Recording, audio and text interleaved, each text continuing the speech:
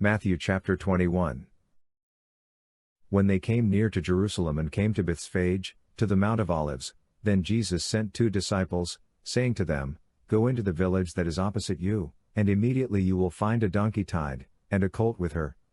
Untie them and bring them to me. If anyone says anything to you, you shall say, The Lord needs them, and immediately he will send them. All this was done that it might be fulfilled which was spoken through the prophet, saying, Tell the daughter of Zion. Behold, your king comes to you. Humble, and riding on a donkey. On a colt, the foal of a donkey. The disciples went and did just as Jesus commanded them, and brought the donkey and the colt and laid their clothes on them, and he sat on them. A very great multitude spread their clothes on the road. Others cut branches from the trees and spread them on the road. The multitudes who went in front of him, and those who followed, kept shouting, Hosanna to the Son of David. Blessed is he who comes in the name of the Lord. Hosanna in the highest. When he had come into Jerusalem, all the city was stirred up, saying, Who is this? The multitude said, This is the prophet, Jesus, from Nazareth of Galilee. Jesus entered into the temple of God and drove out all of those who sold and bought in the temple, and overthrew the money changers' tables and the seats of those who sold the doves. He said to them, It is written, My house shall be called a house of prayer, but you have made it a den of robbers. The lame and the blind came to him in the temple, and he healed them. But when the chief priests and the scribes saw the wonderful things that he did, and the children who were crying in the temple and saying, Hosanna to the Son of David, they were indignant, and said to him, Do you hear what these are saying? Jesus said to them, Yes. Did you never read, Out of the mouth of children and nursing babies, you have perfected praise? He left them and went out of the city to Bethany, and camped there. Now in the morning, as he returned to the city, he was hungry.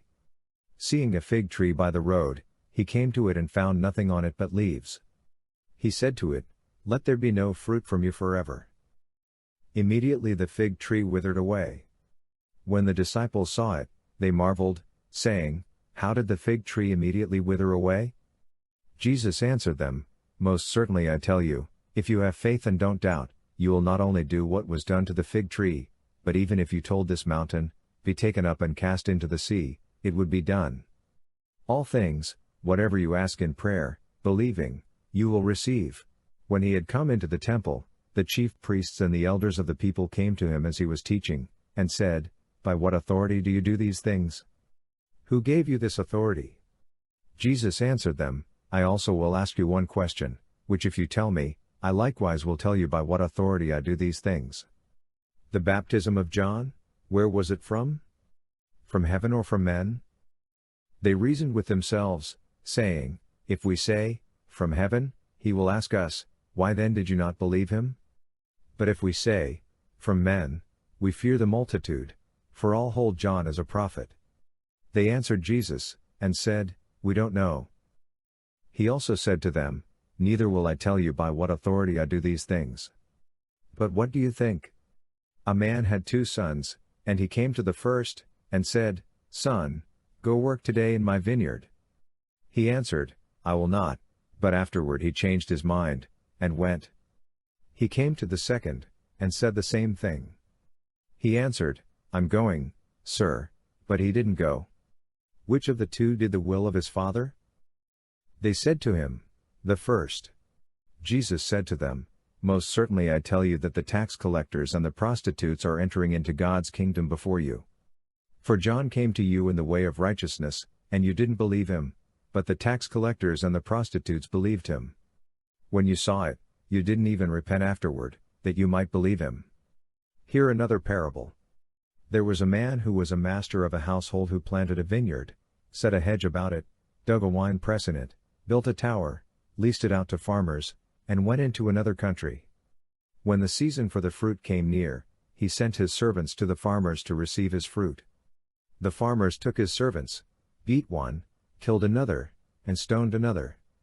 Again, he sent other servants more than the first, and they treated them the same way.